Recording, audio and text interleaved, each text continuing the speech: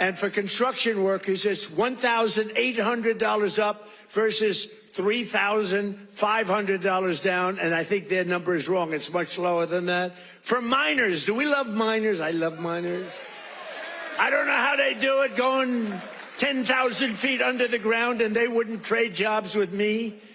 If I gave them a beautiful, magnificent penthouse in the middle of Manhattan, where I used to live, if I gave them the most beautiful penthouse, they wouldn't take it. They'd rather go 10,000 feet underground and dig. That's what they want. For miners, their wages went up $3,300, and we're bringing back coal. But my administration cannot talk about anything else except when they say the word coal, they have to precede the word by two words: clean, beautiful. So we only call coal clean, beautiful coal. Is that right, fellas? Because coal needs a little public relations help.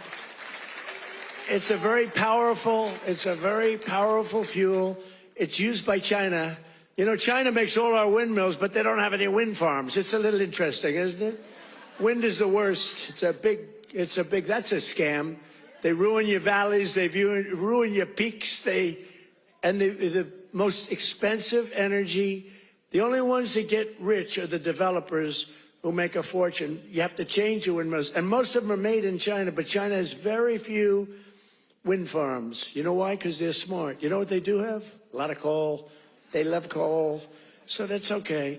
But we have clean, beautiful coal, and we brought it back into vogue. We have nuclear, we have oil and gas, we have sort of everything. We don't approve windmills. We don't approve it, I'm sorry. We don't like things that kill all our birds. And that every time you put one up, only the guy that owns it makes a lot of money. Those guys, what a joke. And they are ugly, you're right, sir. But Democrats talking about affordability is like Bonnie and Clyde preaching about public safety. And they are really truly the enemy of the working class when they do it, because we're going to have a great energy policy. You know, our oil prices are coming down very substantial, energy prices. And honestly, with that, everything comes down, because there's nothing nearly in the category of oil. You wouldn't even know what second is. There are seconds and thirds, but it's so far down the list we don't even talk about them. You get energy prices down, which we're doing.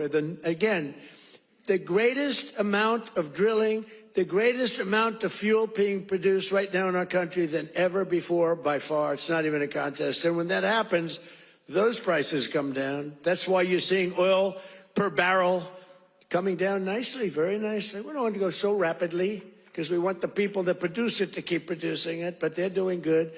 But it's amazing. But when energy comes down, your other prices come down too, all of your prices. And that's exactly, we inherited the highest prices ever, and we're bringing them down. We inherited the worst inflation in the history of our country. Think of that. And we're bringing them down rapidly. Their entire agenda is about robbing working people to fund their far-left cronies and give lavish benefits to foreign migrants and illegal aliens. You can't do it. Look, we all have a heart. We don't like what's happening. But, you know, when they allow them to come in, we have a border that, by the way, they don't talk about the border. Why don't you talk about the border anymore? The border is, for months, it's closed. Actually, their people, because they're radical left, their people, radical left, they rate the border and everything. You know how many people came into the border over the last 7 months? You know what it is? Zero. Zero.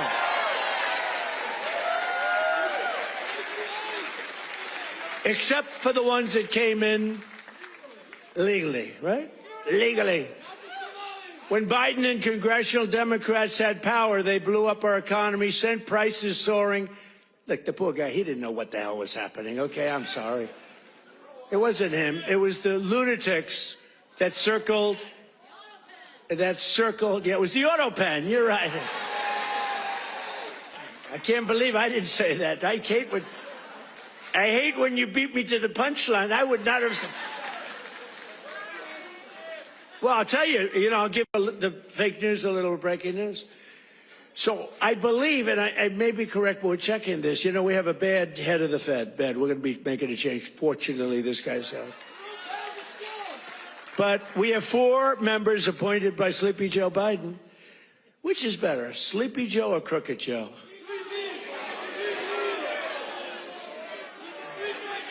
Historically, when I've done polls, you know, from people, you know, I do my own polls. I go to a big arena. We have 20,000 people. I say, which you like, Sleepy Joe or Crooked Joe? And I learned, I save millions of dollars. I don't have to do any polling, okay? Typically, Crooked Joe wins. I'm surprised. Because to me, he's a sleepy son of a bitch, you know, who destroyed our country. If we didn't come along, and it's not me, it's all of us. If we didn't come along, this country was destroyed, I'll tell you. It would have been destroyed. But now Democrats in Congress want to take us straight back to the Bidenomics. You know, they don't change.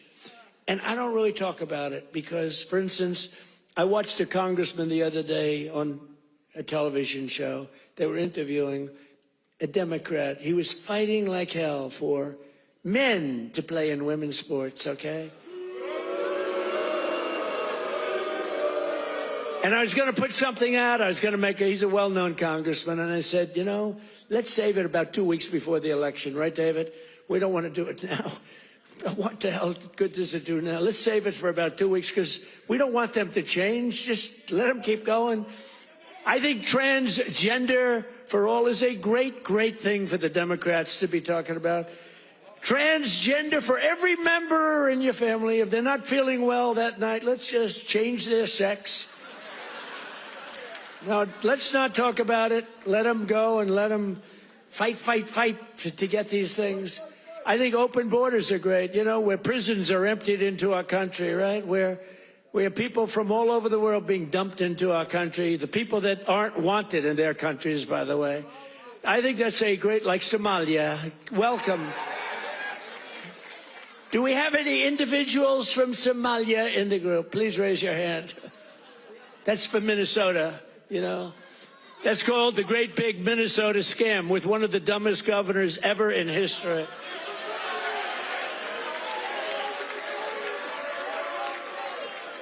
I love this Ilan Omar, whatever the hell her name is, with the little shing, the little turban. I love her. She comes in, does nothing but bitch. She's always complaining. She comes from a country where, I mean, it's considered about the worst country in the world, right? They have no military. They have no nothing. They have no parliament. They don't know what the hell the word parliament means. They have nothing. They have no police. They police themselves. They kill each other all the time. I love it. She comes to our country, and she's always complaining about the Constitution allows me to do this. We ought to get her the hell out. She married her brother in order to get in, right? She married her brother. Can you imagine if Donald Trump married his sister? Beautiful. She's a beautiful person.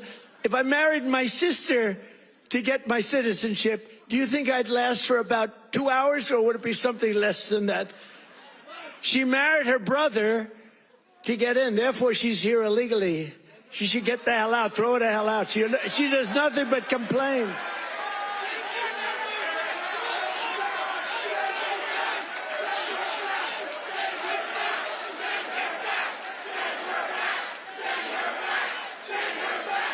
So now, and we have our savior in this room.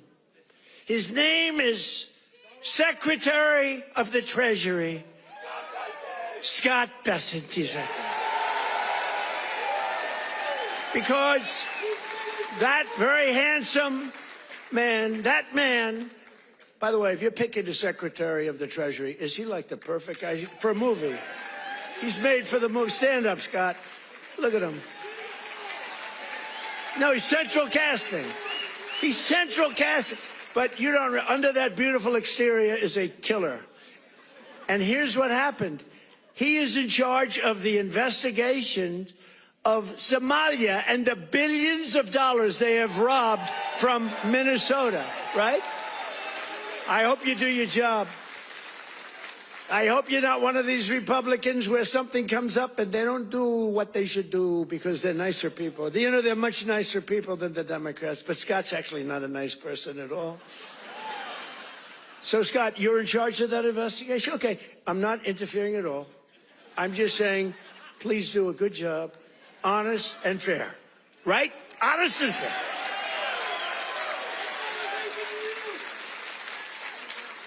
Oh, if he's honest and fair, you know what he's going to find? It's great. I'd love to have that job. They may switch jobs with you. I'd love to have that job. They're to get him the hell out of here. They hate our country. And she hates our country. And her friends hate our country. And AOC hates our country. They all do. And we have a new candidate in the great state of Texas, where I won Texas by more votes than anybody. And you have to understand, I'm being judged by these bad people back there, the fake news. So anything I say that's slightly off, I get like headlines. Donald Trump exaggerated, or Donald Trump lied. They give me Pinocchios, Washington Post, a Pinocchio. They lie every day. They give me a Pinocchio. But think of this. If I make even the slightest mistake, what they do is they go after me. Everything I say is correct. We have now a new candidate. I won Texas by the largest vote in the history of Texas 3 times, okay? I love Texas. Just like I love Pennsylvania, the Commonwealth of Pennsylvania. Just like I love, honestly, every one of our states. I love all of our states, and we've done so well. I love all of our states. What? By the way, is this a different country now than we had a year and a half ago? Right? What a difference. Crime is way down, despite the fact that we have many, bad people entered our country. Many of them are being taken out. Ultimately, they're all being taken out. Washington, D.C., we had a tragic incident, as you know, with the 2 incredible people. What a terrible thing that was just 2 weeks ago, right? Just a terrible National Guard, terrible thing. Sarah and Andrew. Sarah passed away.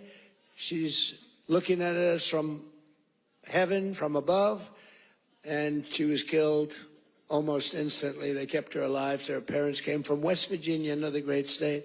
Her parents are incredible. They couldn't believe it. She was 20 years old, perfect. She was just getting a little promotion. They were so proud of her. She was on her way up, and she was shot in the head, the brain, shot in the head. They were able to keep her alive long enough for her parents to come in from West Virginia and say goodbye to her. And Andrew is the second one, who's also from West Virginia National Guard, incredible people. And so they were both from West Virginia. And his mother's named Monica. And Monica's the most positive person I've ever seen. The night that he was so badly hit and the doctors gave him almost no chance, I called their hospital room and spoke to her. And she said, sir, he'll be fine. Oh, no, I'm telling you, he's going to, I'm praying. The whole country is praying. Sir, I'm telling you, don't worry about it. He's going to be fine. This is the mother talking to me. And the father's like devastated. He's an incredible guy too, both. And I went and invited them to the Oval Office, and they came in. She said, sir, he's fine. It was amazing, actually. And today, Monica, she said, we're all praying, and I'm praying. And then she called to say, sir, he moved his finger today. This is like 3 days later. He moved his finger. And today I got a call that he got up from bed. Do you believe that? He got up. He got up.